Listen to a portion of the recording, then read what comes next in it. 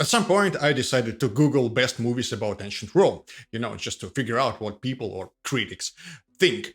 The very first link was 15 best movies set in ancient Rome ranked from screenrant.com. It doesn't include TV series and stuff like that, only full-length films. I've read this article and I figured out that it makes sense to make a reaction video and just to go through the list. Because this list is very revealing. It tells us a number of quite interesting things and gives a lot of food for thought. These are the films that shaped the perception of ancient Rome for generations, and the films which are in turn a product of twisted perception of previous generations. If you'll meditate on this list for a while, and it is a list of the prominent and highly acclaimed movies, you can easily come to a conclusion that if it's the best that cinema managed in depiction of classical antiquity, then we're in trouble. The problem does not really lie in the fact that the movies are usually not very historically accurate. The main problem is that we're essentially dealing with North Korean propaganda, so to speak, or with wartime propaganda, because what we see has all of the features of this genre. Even if filmmakers are absolutely clueless about what they're doing. Let's go through the whole list of 15 movies. Barabbas. Right with the first entry on this list, we encounter one of the biggest problems that poisons all the works of fiction set in ancient Rome and also all of the historical studies: Christianity. Half of the movies on the list is in one way or another touch on the subject of this religion, and approximately 1/3 of the list is just full-on Christian movies. Yeah, they are set in the period of antiquity and use the Roman Empire either as a backdrop or straight up as the primary enemy. Yeah, Barabbas or the Passion of the Christ are technically set in Rome, but these films are not really set in Rome. They exist in the world of Christian mythology. Barabbas is actually not the worst entry on the list. It is at least surprisingly easy to watch, but it is a religious fiction based upon the novel of a Swedish writer, Per Lagerkvist, who won the Nobel Prize in Literature in 1951. You shouldn't be fooled by this accomplishment. It used to be quite easy to win this prize if you're a well-connected Swedish socialist. And it is not even the first movie adaptation of the novel.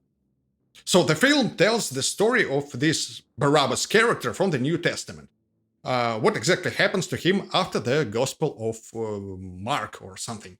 Basically, Jesus and Barabbas are sentenced to death, but the crowd has to choose between these two guys who should be pardoned.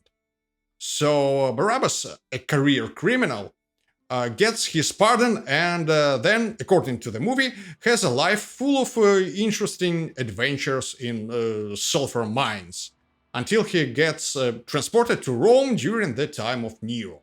So the film touches on these outrageous tropes of Christian catacombs, which is highly debatable, the Great Fire of Rome, and the involvement of Christians in it.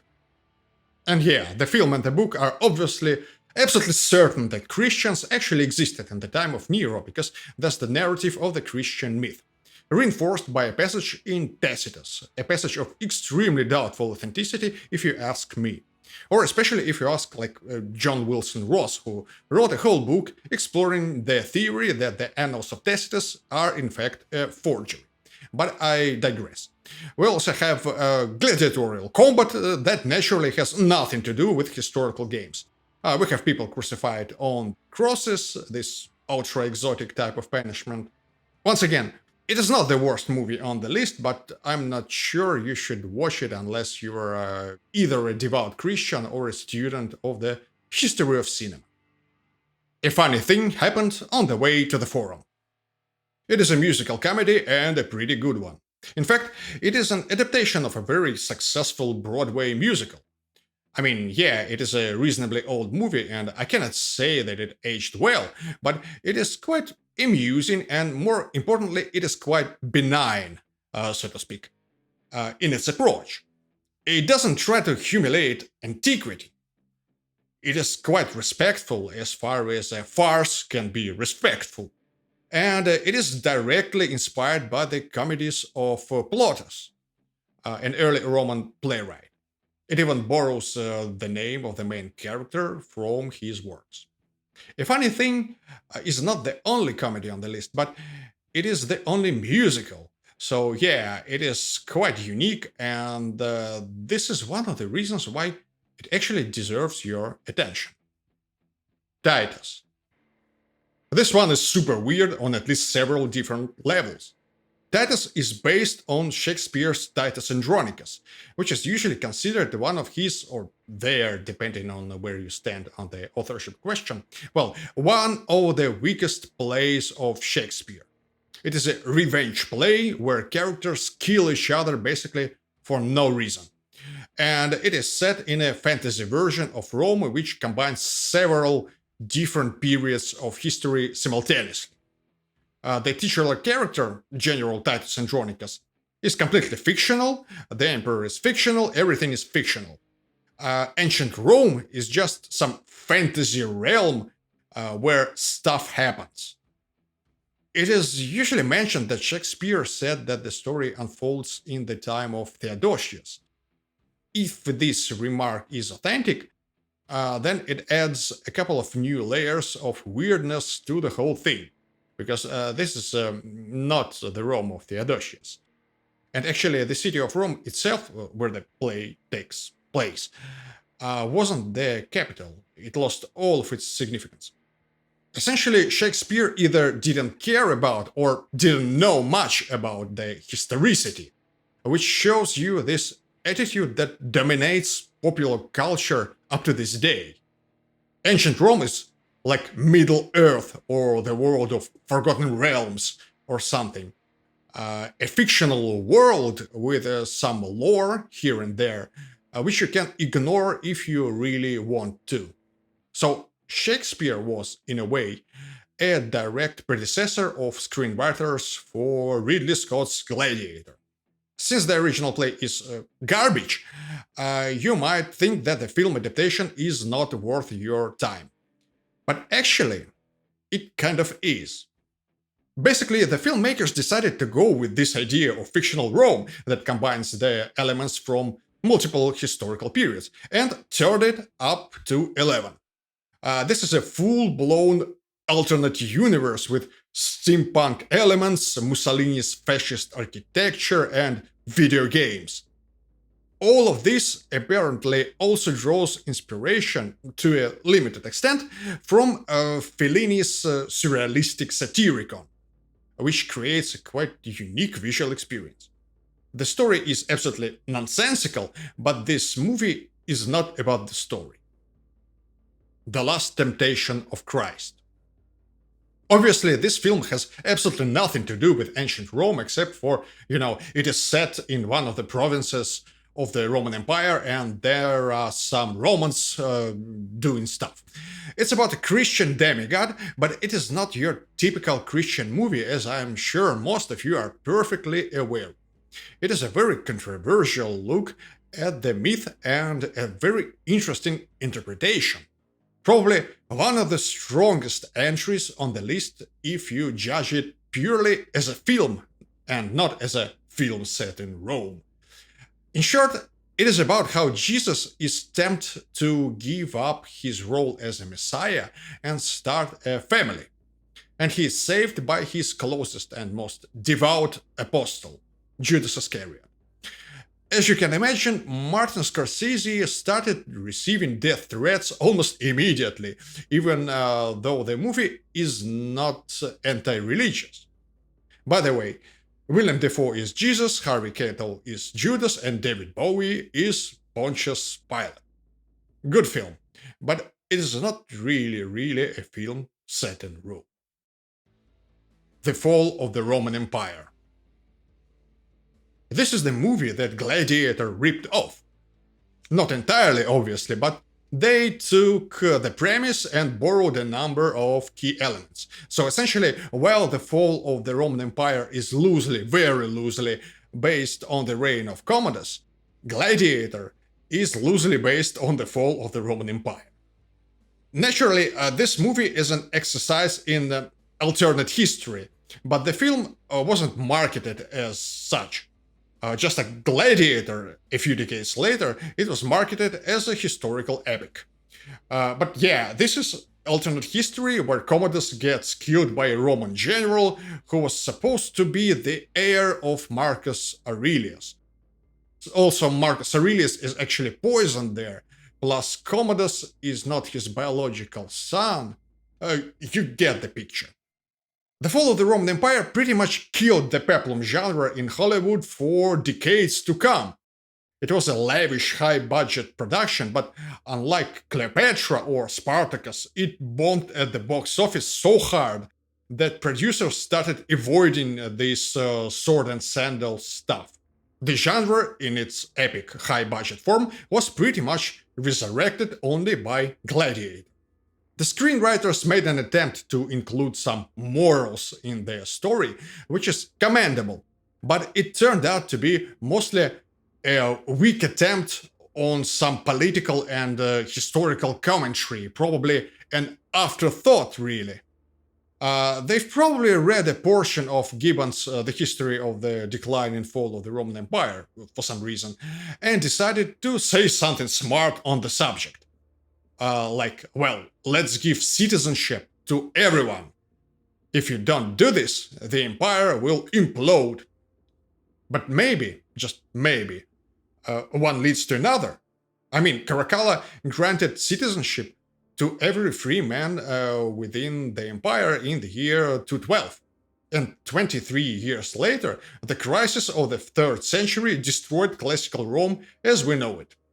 Maybe there's a connection somewhere here, especially since Rome wasn't ruled by actual Romans since Septimius Severus took power. Why don't you explore this idea? Too controversial? Fellini Satyricon. Frankly, I'm not sure the Satyricon is set in Rome. I'm not even sure it is set on planet Earth. Yes, this is an adaptation of an actual work of ancient Roman literature, Satyricon of Petronius, obviously. But this is a surrealist film with outlandish production design by Danilo Donati that delivers you a profoundly bizarre experience. This is a super important movie. This is something that you should probably watch just because, there are certain works of art you're kind of supposed to be acquainted with. Personally, I don't like this film since I'm not a big fan of this type of cinema. It was a bit painful for me to sit through the whole 2 hours of this fever dream. But I appreciate the art direction and how ambitious and grandiose the concept is. Fellini obviously explained lots of stuff about this film, all this journey into unconsciousness and his fascination with the ideas of Carl Jung. So, it is an adaptation of Petronius only on paper, but it tries to borrow the structure, well, in a way, because Satyricon survived only in fragments. We have no idea where it begins and how it ends. The Passion of the Christ. This is yet another movie that basically has no connection to ancient Rome. It is just a religious film about brutally beating Jesus on screen, with lots of naturalistic blood and stuff like that. I'm pretty sure you all watched it because I guess everybody watched it. In case you haven't. Is it a good movie? Well, yeah. I believe it is one of the most interesting movies on the list, maybe on par with The Last Temptation of Christ. But there's nothing to discuss here, really, for obvious reasons. Monty Python's Life of Brian. I was very surprised to see this film on the list. As you all know, it is essentially a spoof of the religious movies about Jesus and characters around him. Well, among other things. It's more than just that. The film was criticized for blasphemy, attacked by various religious crackpots, and partially banned. I obviously don't really consider it a film about Rome, even though it features a prominent historical figure of Bigus Dicus, who held a very high ranking Rome back in the day. That said, it is probably the best film on the list, probably even better than The Passion of the Christ. Less funny, but better.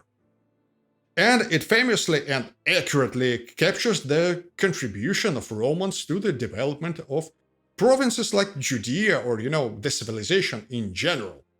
They basically gave nothing to nobody, except for roads and irrigation and medicine. All right, but apart from the sanitation, the medicine, education, wine, public... Yeah, I know it was a commentary on revolutionary groups, but it works for Rome as well. Cabiria. Cabiria is important as a milestone in the creation of the peplum genre, and also a milestone in filmmaking in general. It was the first popular film to use dolly shots.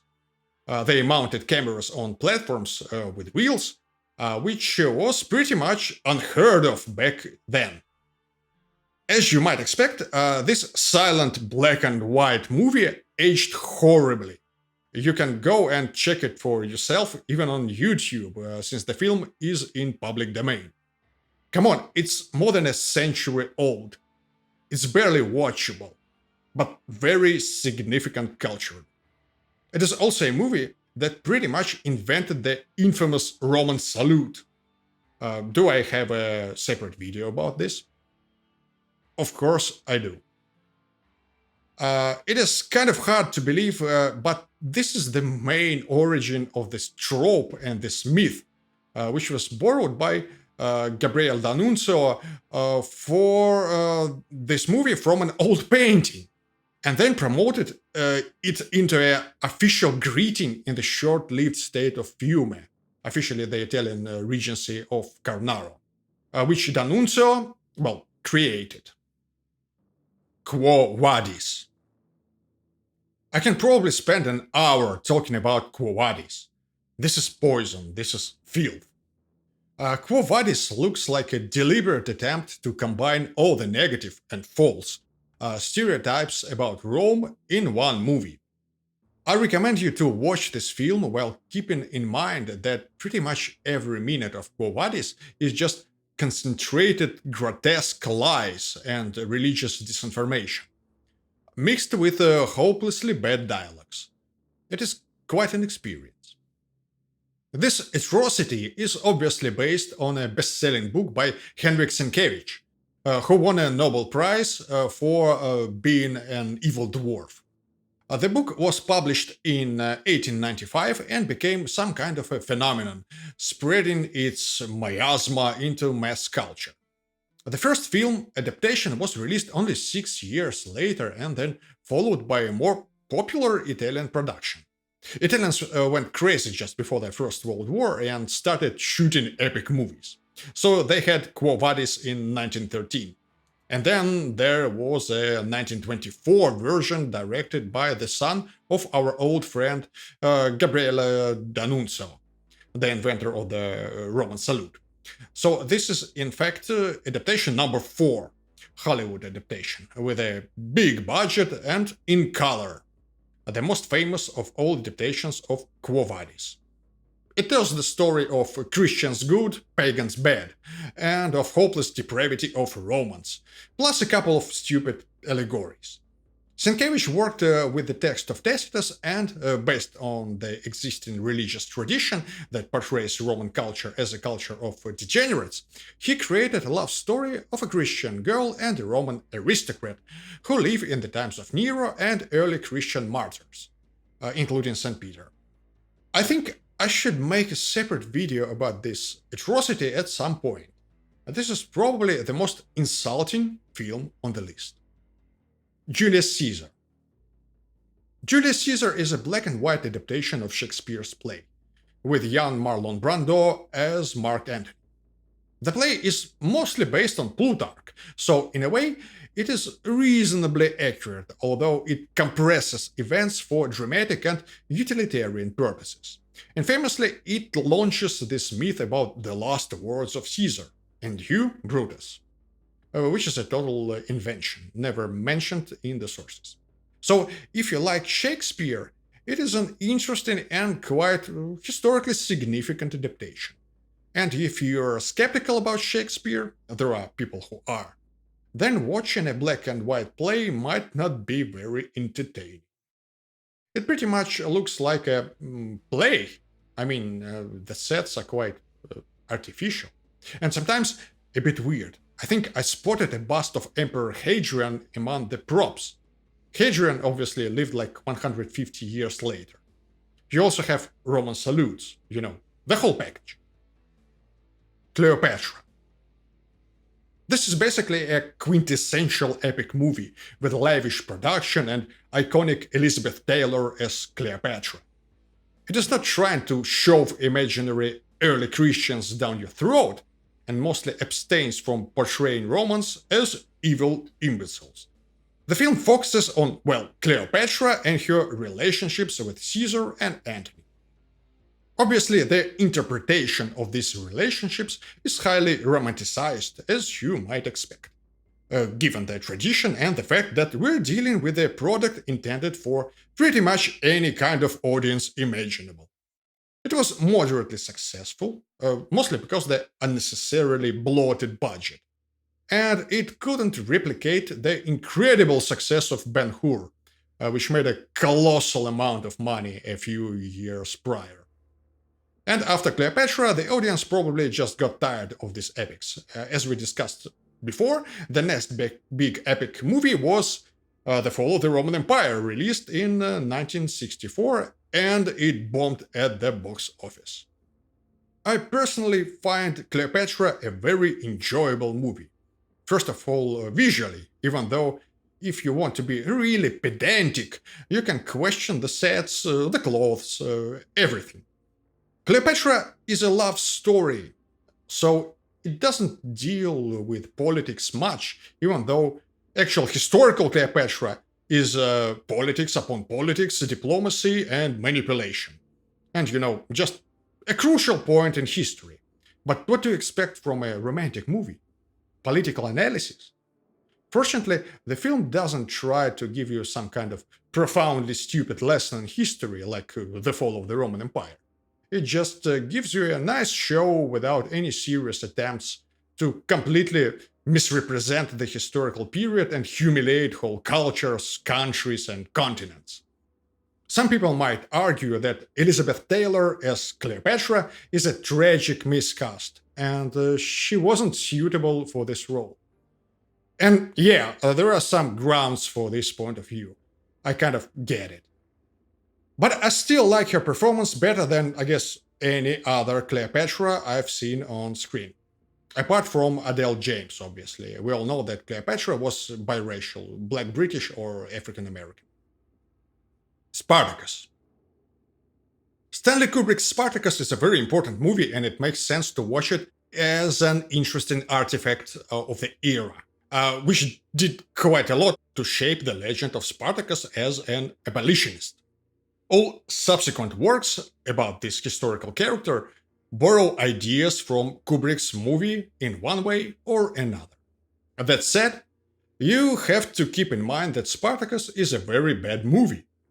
I know that many admirers of Kubrick's work are stunned by the audacity of this statement right now, but it's a bloated film with idiotic dialogues, built upon the same principles as Quo Vadis. The main difference is that Spartacus is not about fictional early Christians, but about a fictional socialist hero.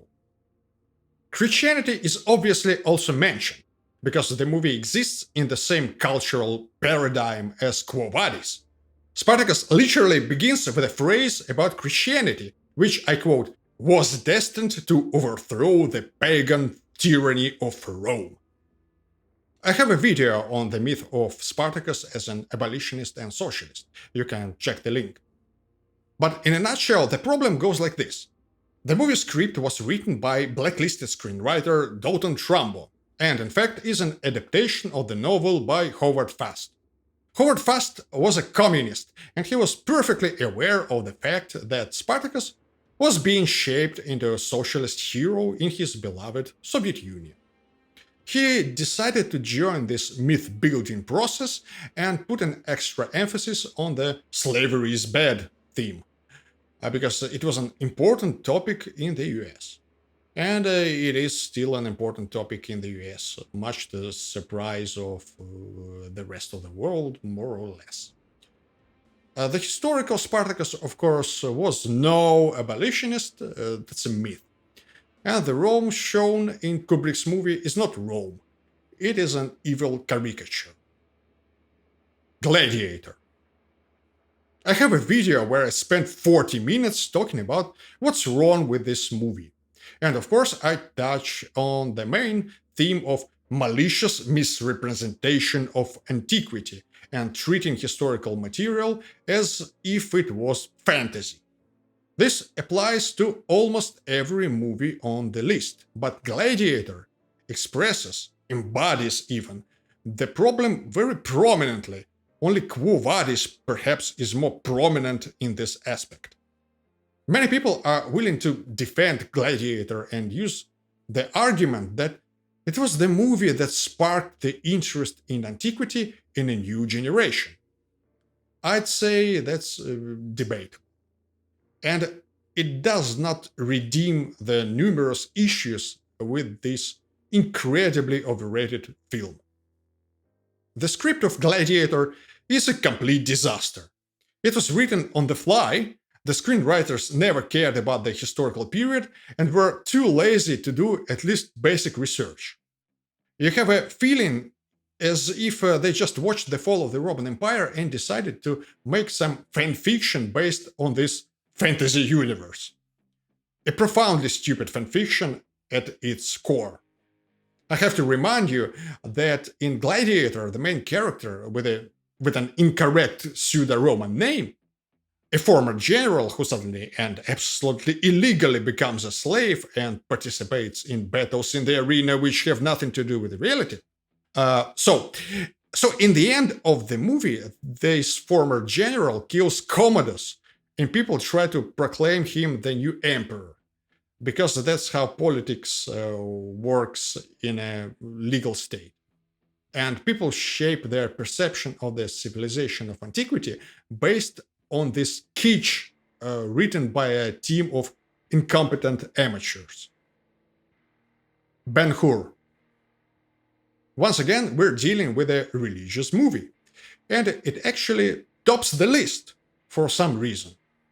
Probably because, well, adjusted for inflation, it made something like $1.5 billion in today's money. So yeah, it was huge. The film itself is a remake of a silent film that was released in 1925, which in turn was adapted from a best-selling novel. This kind of religious novels apparently was in favor with the audience in the late 19th and early 20th centuries. Quo Vadis is another example of this type of literature. Its European counterpart, a Polish joke of a counterpart.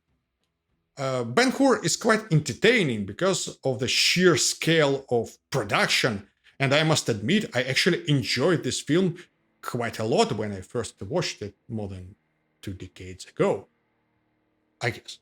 Even though the story in its core is quite laughable. Once again, it's a religious movie, what do you expect?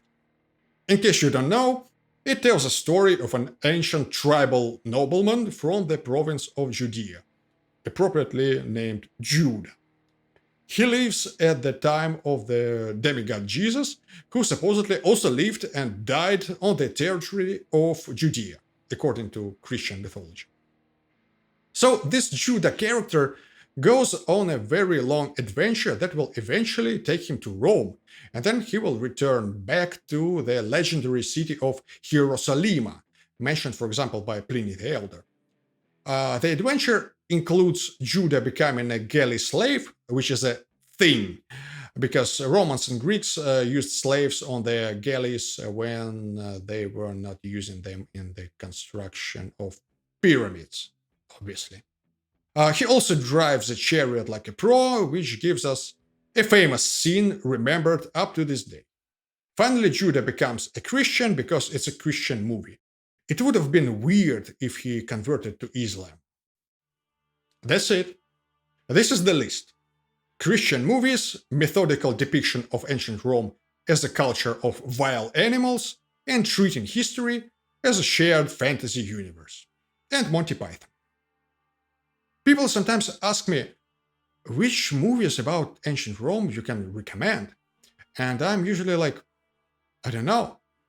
I don't really like them.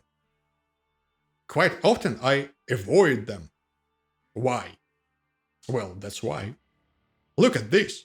Most of the time, it is quite painful to watch. It's quite hard to tolerate this. And people frequently just don't get it. They say something like, well, these are not documentaries. These are works of fiction, and they don't have to be historically accurate. I'm a grown up, and I know the distinction between fiction and non-fiction. This is not the problem. But the problem is much deeper, and this problem is quite sinister in its nature. Thank you for watching. Don't forget to subscribe and stuff. You probably noticed that I mentioned quite a lot of interconnected videos from two of my channels. Like this video with analysis of Gladiator, the videos about Spartacus and the Roman salute. If you're interested in interconnected videos, so to speak, that go a little bit deeper on certain relevant topics, please check the description. I've included a number of links there for other related videos. For example, a video on the last words of Julius Caesar, on the cross as the symbol of Christianity, which elaborates a bit more on the subject of crucifixion. A couple of old videos on Nero and Commodus, because Quo Vadis is about Nero and the fall of the Roman Empire, and Gladiator are about Commodus. Well, in a way. So it's all there. Please go and check it. Thank you, and see you soon.